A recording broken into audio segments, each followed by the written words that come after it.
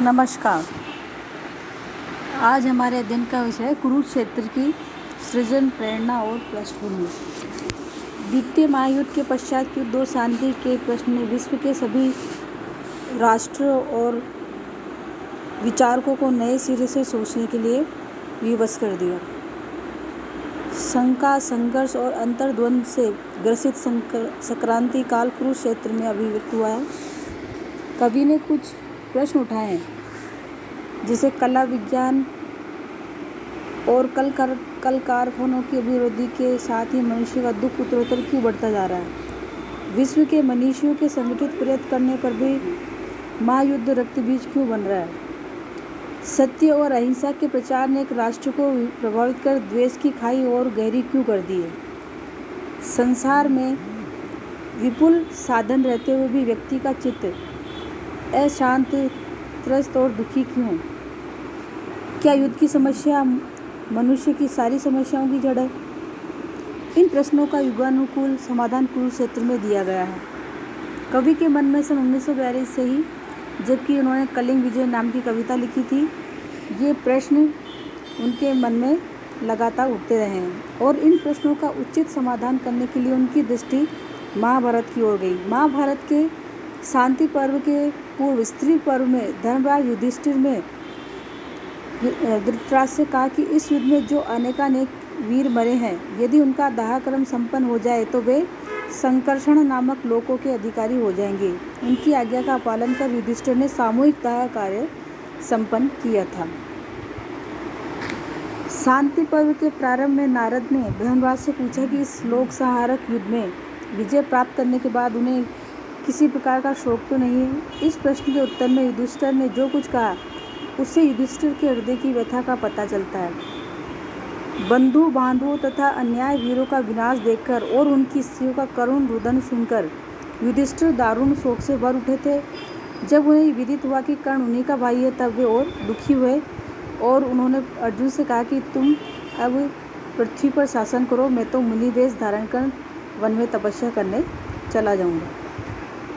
धर्मराज की इस त्याग भावना से दुखी होकर अर्जुन, नकुल, सहदेव, द्रौपदी, भीम सबने उन्हें समझाया, लेकिन वह नहीं माने। द्रौपदी ने तो यहाँ तक समझाया कि सबके साथ मैत्री, दान, करुणा और तप से ये तो ब्राह्मण के कर्म है, क्षत्रिय के नहीं। दुष्टों को दंड देना, सज्जनों की रक्षा करना, यही क्षत्रिय धर्म है, जिसमें क्षमा और क्रोध, दान और ग्रहण, भय और अभय तथा विग्रह और अनुग्रह एक साथ रहते हैं, वही धर्मात्मा कहलाता है।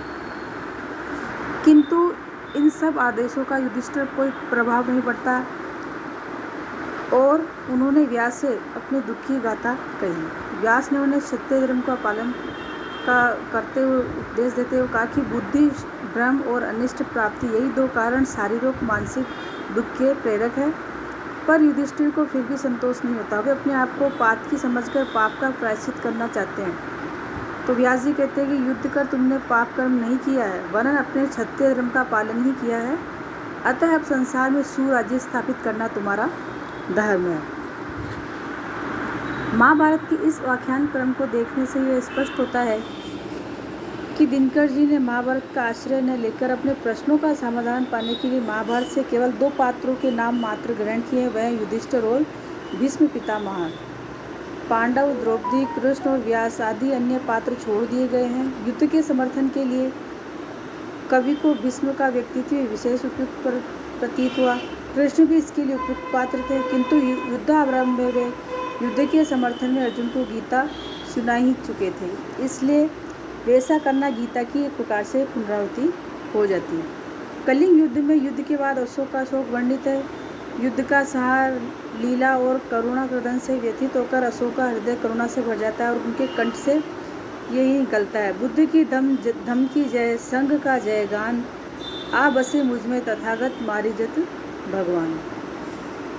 ये वाणी उनके मन से फूट पड़ती। ये सब होते हुए भी दिनकर को सच्चा समाधान नहीं मिलता और हृदय में हिंसा तथा करुणा का द्वंद्व चलता रहता है। इसी चिंतन क्रम में कवि ने अपनी हिमालय नामक कविता में कहा, रे रोक युधिष्ठिर को न यहाँ जाने दे, उनको स्वर्ग धीर, फिर लौटा दे हम गांडीव सदा और अर्जुन भीम वीर। यहाँ कवि की दृष्टि में गांडी और गदा का महत्व अधिक है। यही चिंतन कुरुक्षेत्र में प्रमुख हो उठा है। द्वापर की क्षितिज पर दृष्टि टिकाकर कवि ने देखा कि यहाँ दो हृदयों में उद्वेलन है। अर्जुन के हृदय में विरक्ति युद्ध के आरंभ में है तो युधिष्ठिर के हृदय में युद्ध के अंत में। कुरुक्षेत्र के सृजन के मूल में तत्कालीन राजनीतिक सामाजिक परिस्थितियों की प्रेरणा तो रही है, पौराणिक प्रेरणा भी रही है, किंतु महाभारत को दोहराना कवि का उद्देश्य नहीं रहा। वास्तव में कवि महाभारत की प्रसंग कथा के माध्यम से अपने युग की समस्याओं पर विचार करने में संलग्न रहा है। इसके अतिरिक्त कतिपय अन्य प्रेरणाएं भी है जिनसे प्रेरित होकर कवि ने कुरुक्षेत्र का सृजन सिंचन किया है। ऐसी प्रेरणाएं निम्नांकित है। कुरुक्षेत्र के सृजन में गीता की प्रेरणा रही है। गीता में जिस प्रकार कर्म में प्रवृत्त होने का उपदेश दिया जाता है और निष्काम कर्म की प्रेरणा दी गई है, वही बात कुरुक्षेत्र में हमें देखने को मिलती है। लोकमान्य बाल गंगाधर तिलक ने अपनी गीता रहस्य में कर्म की अनिवार्यता, पाप पुण्य का विवेचन, लोक संग्रह की भावना जैसे विषयों पर अपने विचार व्यक्त किए हैं। कुरुक्षेत्र के सृजन में तिलक की प्रेरणा भी प्रमुख रही। दिनकर ने कुरुक्षेत्र में लिखा है, छीनता हो स्वत कोई और तू, त्याग तब से काम ले यह पाप है, पुण्य है विच्छिन्न है कर देना उसे, बढ़ रहा तेरी तरफ जो हाथ है। दिनकर ने अपने समसामयिक नेताओं में गांधी और नेहरू से बहुत प्रभावित थे। कुरुक्षेत्र को देखें तो उसमें गांधी के सिद्धांतों की प्रेरणा से विकसित अनेक बातें पढ़ने को मिलती है। अहिंसा और हिंसा का विवेचन, आत्मबल के द्वारा शत्रु का हृदय परिवर्तन करने की धारणा, साधनों की शुद्धता पर बल देना, कर्मयोग आदि से जुड़ी बातें महात्मा गांधी से ही प्रभावित और प्रेरित होकर लिखी गई है। बर्ट्रैंड रसेल की प्रेरणा से अथवा कहे कि उसके सिद्धांतों से प्रेरित होकर भी दिनकर ने कुरुक्षेत्र में अनेक बातें कही है। विज्ञान के प्रति जो दृष्टि कुरुक्षेत्र में देखने को मिलती है वह रसेल का ही प्रभाव है। पाप पुण्य के विषय में भी दिनकर ने रसेल से प्रेरित होकर ही अपने विचार व्यक्त किए हैं। गांधी की भांति मार्क्स से प्रभावित होकर भी समता विधायक ज्ञान की अनिवार्यता की बात कही गई है। इसका स्पष्ट तात्पर्य यही है कि दिनकर ने न केवल अपने समय की परिस्थिति से प्रभावित होकर कुरुक्षेत्र का सृजन किया है, अपितु विविध मनीषियों और चिंतकों के सिद्धांतों से प्रेरणा ग्रहण करते हुए उन्हें आधुनिक युग में उपयोगी मानते हुए भी कुरुक्षेत्र के सृजन क्रम को पूरा किया गया है। अंत में हम यही कह सकते हैं कि दिनकर के काव्य में राष्ट्रीय चेतना का विकास हुआ है और वे राष्ट्रीयता की भूमिका पर अपने विचारों को अभिव्यक्त करते रहे हैं। कुरुक्षेत्र के सृजन और सिंचन में तत्कालीन परिवेश, विविध परिस्थितियां और विविध विद्वानों और चिंतकों के विचारों से प्रेरित होकर दिनकर ने कुरुक्षेत्र की सृजना की है। इस प्रकार कुरुक्षेत्र महाभारत को दोहराने के उद्देश्य से न लिखा जाकर राष्ट्रीयता और व्यावहारिकता से परिपूर्ण चिंतन की भूमिका पर लिखा गया है।